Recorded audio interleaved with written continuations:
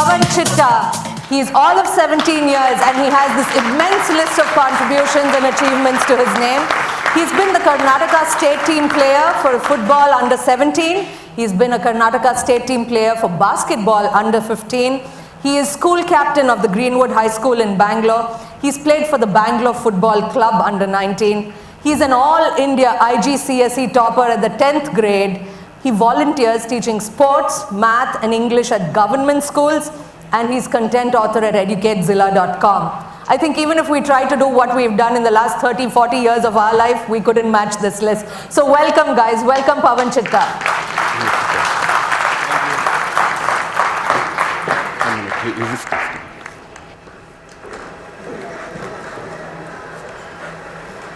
So good morning everyone. Thank you for that generous introduction.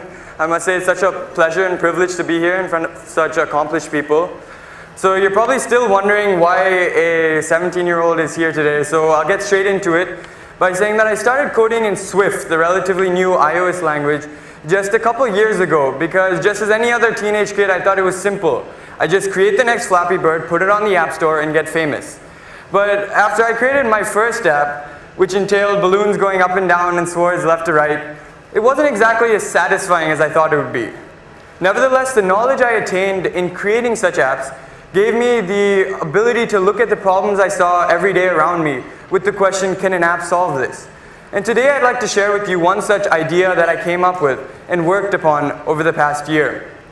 So the story all started last December when my family friend visited from the US, and she kept telling me how much she wanted to go to this restaurant, Dialogue in the Dark, because it wasn't there in the US but was there in Bangalore where I live. Now, despite the fact that I lived only a couple of kilometers from this restaurant, I had still not visited this restaurant, so I thought why not, and we gave it a shot.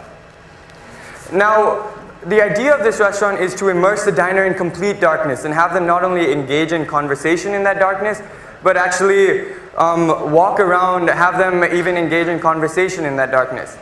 And each family would be given a guide to help them navigate themselves through that experience. But I must admit, initially I thought there would have to be some sort of light, because how else would an individual actually dine in that darkness? But boy was I wrong as we entered into pitch blackness. The entire experience was almost like a roller coaster in the sense that while it was exhilarating, it was also frightening because I couldn't even see my own hands, much less anything that was in front of me. But while I was trying to get accustomed to this surroundings or lack thereof, my guide was actually telling me how much I had eaten, what to do, where to go, and this surprised my friend and I as we assumed that he must be wearing some sort of night vision goggles, right? But keeping with this roller coaster metaphor, I think the real drop in our experience came when we exited the restaurant to find that my guide, and actually every guide at that restaurant, was visually impaired. And I think it was in that moment that I realized that, ironic as it was, this whole experience where I couldn't see anything was in fact eye-opening, because I finally realized for the first time to get an idea of the real difficulties that visually impaired people face on a day-to-day basis. Now, while a handful of them are definitely independent and extremely successful, we must admit that a majority of them still face several problems, be it small day-to-day problems or even such large problems as finding employment and making a living. So after pondering over this situation for some time, I actually revisited the restaurant after a couple months and spoke with some of the visually impaired employees there to get a better understanding of the problems they face. And I was actually extremely impressed to find out that how well versed they were with using technology and their smartphones by using voice-over options so as to navigate their phones using their voice and touch. In fact, one user even told me how he still uses IBM screen reader to actually navigate his computer. So this whole notion that such visually impaired people were actually well versed with technology furthered my drive to actually come up with some sort of a technological solution perhaps to the problems that they still face. So to give you an idea of some of those problems, from the feedback that I got, one such problem was what I like to call the proximity challenge, in which one of the relatively independent visually impaired employees there told me about how when he tried to actually call a cab to take him to places, there would be the problem that even when the cab actually comes to his GPS location, the final connection in which he actually tries to get into the cab and the driver notices where he is would be difficult, and that final, despite the fact that they would be just a couple meters apart, there was still that lack of final connection. Another problem is that of counting money.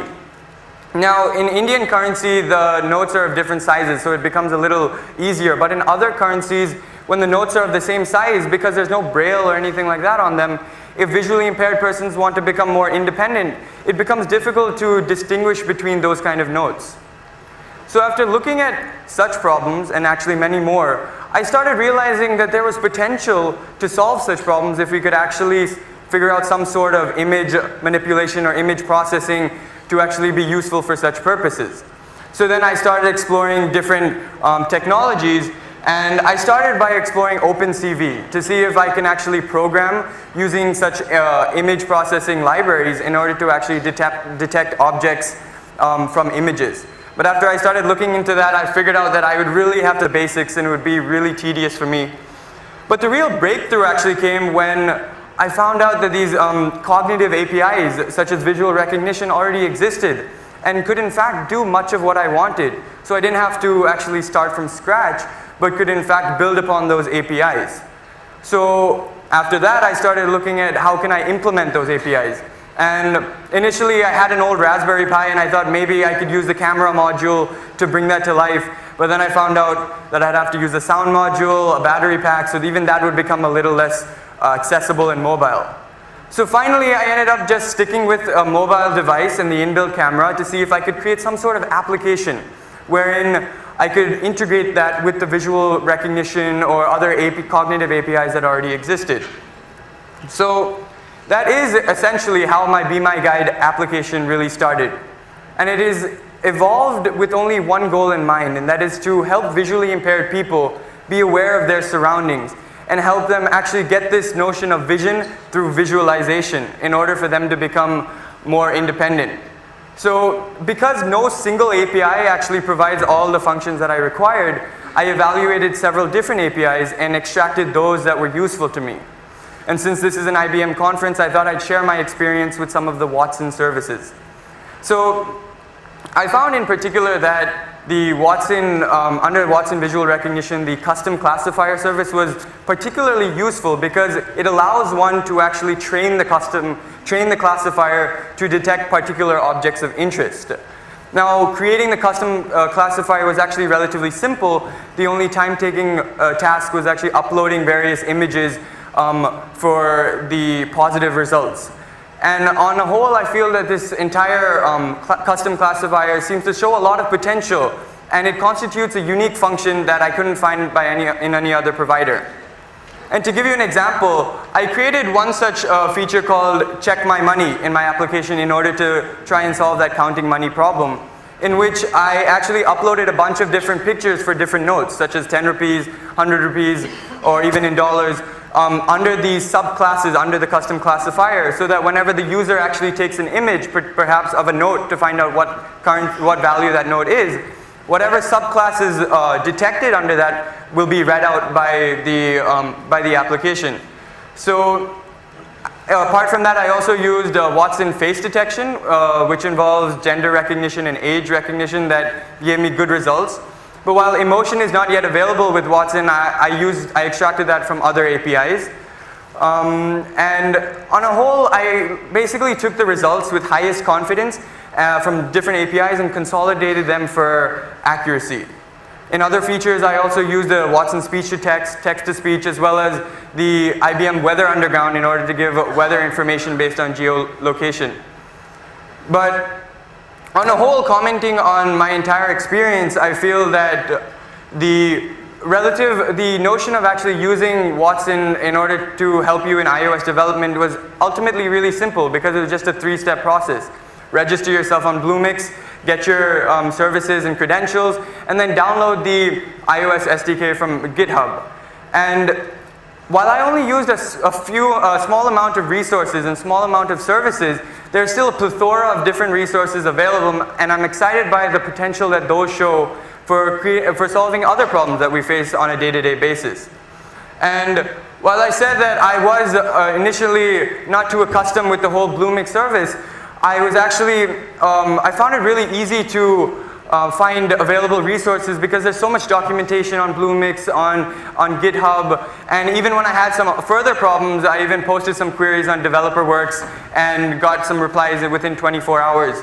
So I feel that this whole environment was so conducive, and I felt empowered to actually come up with a working model of my entire app. And so before we get any further, I thought I'd actually run you through the features of my app or through some demos that I'd actually show you. So the first feature of my app, which is called My Vision, is the basic feature. It uses the visual recognition service under Watson and various other APIs.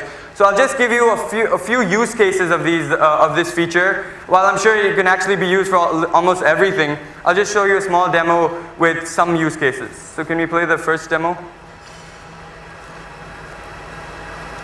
Point the device towards the object and press the button at the bottom right. Please wait for results.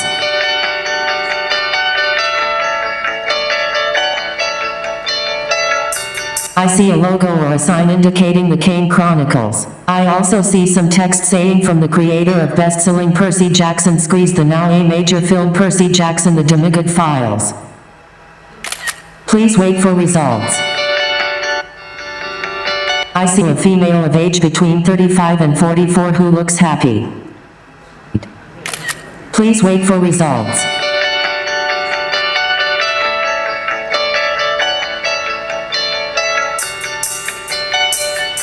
I see a logo or a sign indicating Tropicana. I also see some text saying is free Tropicana slice Alfonso 200 milliliters worth 20 rupees. Please wait for results.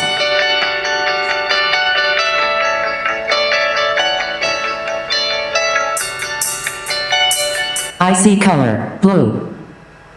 So from that, you can see that this is just a basic feature, but just imagine the potential that such a feature can have in terms of making visually impaired people more independent. They don't have to ask other individuals for, perhaps if they wanted to go shopping or even cook, what a label says, or if they wanted to wear something that looks nice, what color of the dress that they should wear or clothes. So that was a basic feature. But then after thinking about that, I started going even further to see, can I actually show a user what their immediate environment is? And that's when I came up with the What's Around Me feature, wherein the user simply rotates the device to actually give them an idea of what's to their front, what's to their left, and their immediate surrounding, so that they can actually have that experience of vision through visualization. So I'll now show you the second demo.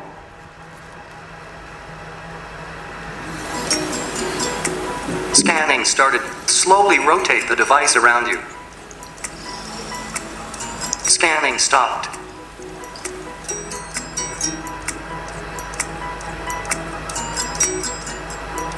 Scanning started. Slowly rotate the device around you.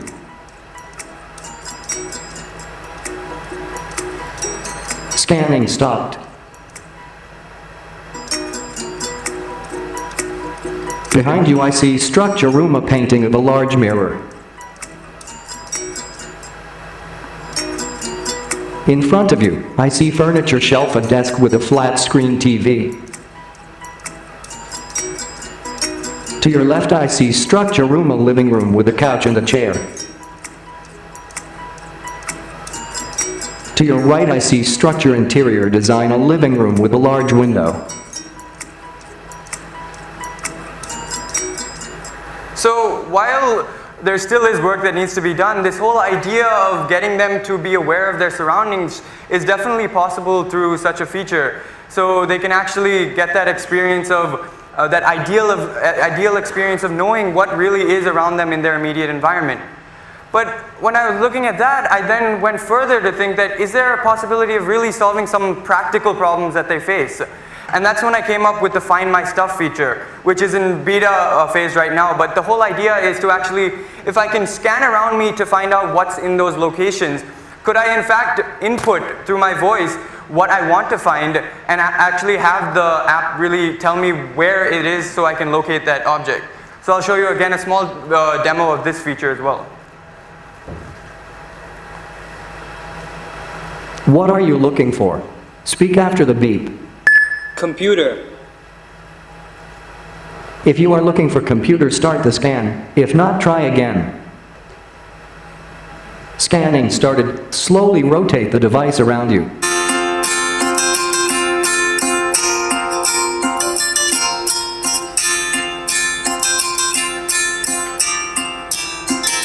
Scanning stopped.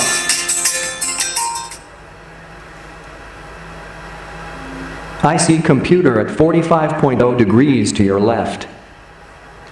Which is approximately right, considering I was looking at the shelf originally. So if you imagine this from a visually impaired person's perspective, you'll see that there is a lot of potential in this as well to really solve practical problems.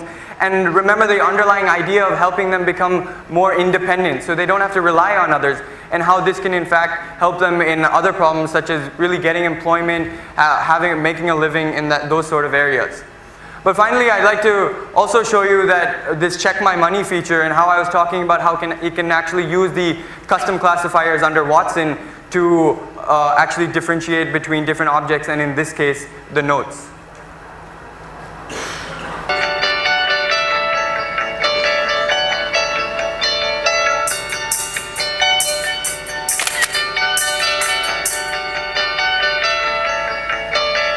₹100.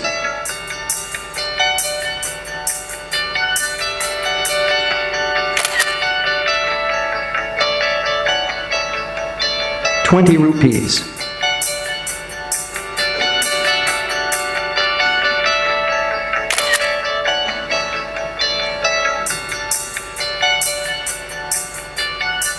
10 rupees. So what essentially happened there is, but after taking the image, it went in looking at the subclasses to associate that particular note with anything that's in the subclasses to see if it can make that association, and then read out the actual classifier, the subclass name. So now you've seen a bunch of different features. So I kept telling you about how the underlying idea of this app is to help visually impaired people become more independent. So finally, as a final video, I want to show you how we can actually put these all together and see one use case of wherein a visually impaired person can actually become really more independent. And in the video, I actually have a friend, Faisal, who I met through this whole experience, and he was kind enough to actually test out the app while he actually had his shopping experience.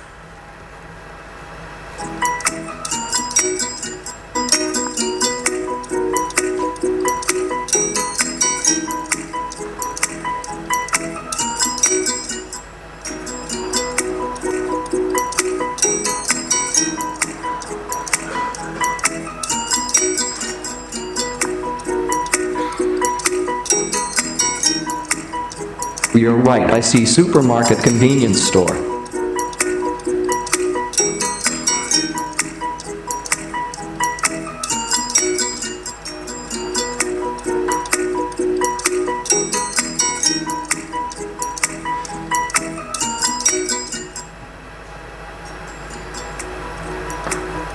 Scanning started. Slowly rotate the device around you.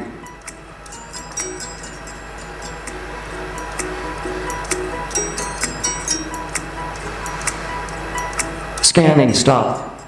In front of you, I see food produced with lots of fruit. Behind you I see a sign indicating Maggie. I also see some text saying Lay's.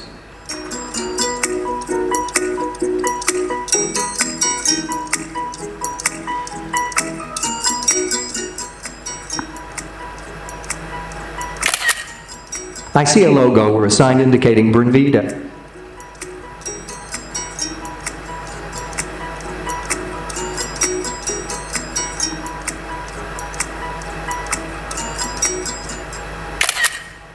₹500. So essentially there, I've looked at how... Thank you.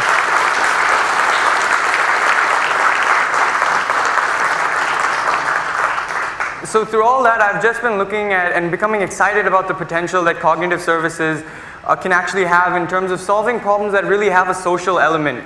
And after all that, I'd just like to conclude by saying that just as the visually impaired guides at Dialogue in the Dark guided me in the darkness at that restaurant, I tried creating this app in the hope of guiding them in their darkness. Thank you.